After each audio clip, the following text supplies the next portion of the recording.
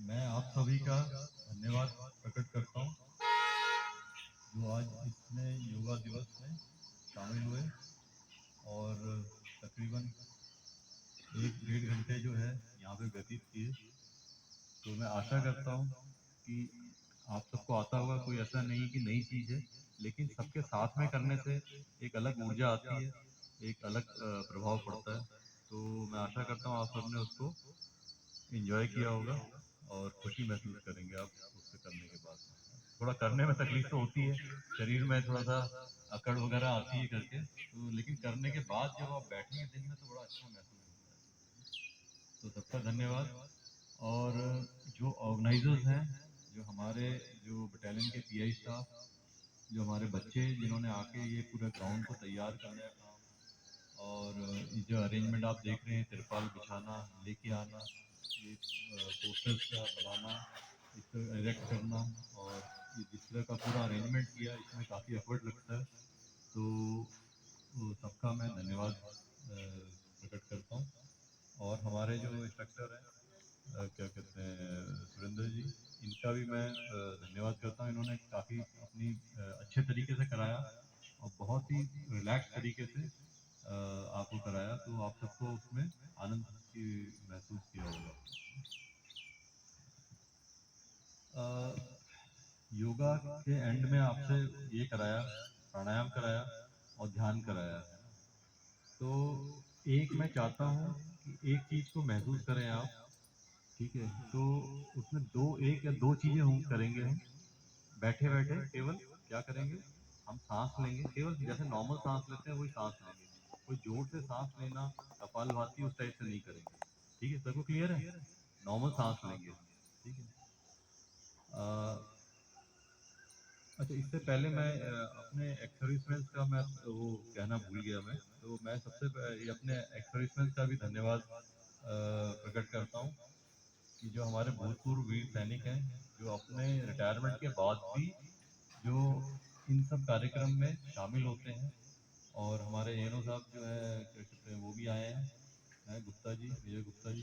तो और जो हमारे भूतपूर्व वीर सैनिक हैं, और मैंने यहाँ देखा खुर्जा में कि इनसे पहले भी मैं मिला हूँ, तो बड़े अच्छे तरीके से अपना इंटरेस्ट लेके और लोगों के कल्याण के लिए, पूरे समाज के कल्याण के लिए काम करते हैं, जो बहुत अच्छी बात है। आप सबको बहुत धन्यवाद।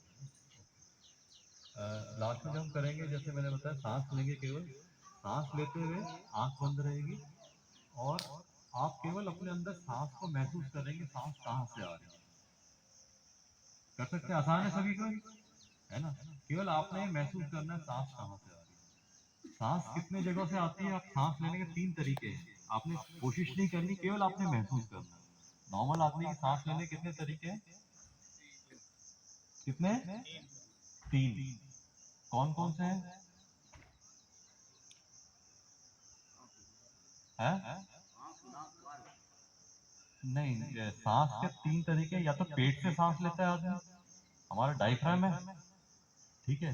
डायफ्राम से जब वो नाक से सांस आती है, वो तो हम सबको ही पता है।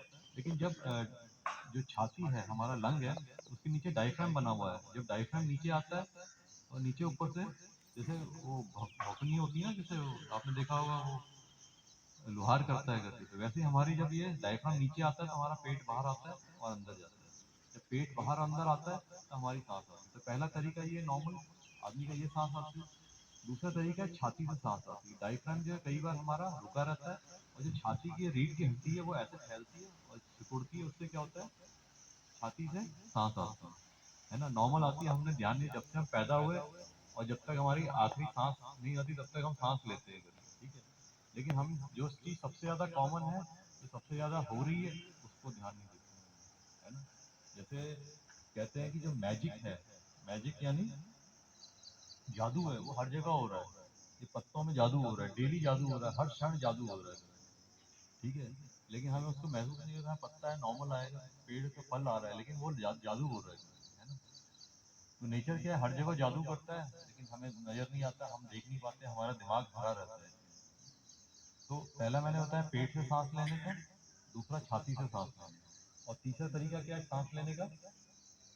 कंधों से। कंधों से जनरली कौन लेता है? प्रेग्नेंट औरतें, जिनका छाती और ये नहीं हो पाता, तो जनरली वो देखा जो लास्ट स्टेज ऑफ प्रेगनेंसी होता है, डॉक्टर उनको बताते हैं कंधे को ऊपर नीचे करके कंधों से सांस लेना। उनमें सांस की तकलीफ होती है, बड़ा तकलीफ से होता है, ऐसा इतना आसान नहीं होता है ना। तो ये, तो हम उसको छोड़ दें तीसरे को, तो दो चीज़ों पे हो, पेट से या छाती से। क्लियर सभी को? तो जब अभी आप ध्यान देंगे तो आप केवल ये देखेंगे कि मेरी सांस कहाँ से आ रही है। आपने जबरदस्ती नहीं करनी कि पेट से आ रही है या छाती से आ रही है। क्लियर है सभी को? है ना? सुरेंद्र इधर आ जाओ। तो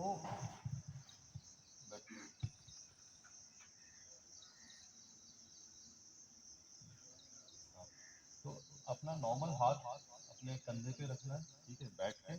अब जब सांस लेते हैं सभी ध्यान दें, तो हाथ को ऊपर करो, ये ऐसे। हाँ, अभी हाथ को एक बारी में हम हाथ को ऐसे ऊपर रखेंगे, ठीक है, जहाँ पे हमारा ये जो हाथ है वो आसमान की तरफ है। और जब मैं चेंज बोलूंगा या नीचे बोलूंगा, तो नीचे करने में इसको हाथ को नीचे कर, हथेली को नीचे करना। करो, हथेली हथेली हमने केवल धीरे से नीचे करना है, तेजी से नहीं करना, धीरे से नीचे करना, ठीक है। तो हम पहले स्टार्ट करेंगे हथेली ऊपर रखते हुए, और फिर करेंगे हथेली, जब मैं बोलूंगा नीचे, तो हथेली को ऐसे पलट के नीचे करना है। और इसमें थ्रू आउट आपकी आंखें बंद होगी, और आपने केवल ये महसूस करना है कहाँ से सांस आ रही है। ठीक है, आपने ना सांस को जबरदस्ती ऊपर करना है नीचे करना है, केवल महसूस करना है, ठीक है। ओके, सबकी आंखें बंद, हथेली ऊपर, आंखों को जबरदस्ती बंद नहीं कीजिए, केवल ध्यान सांसों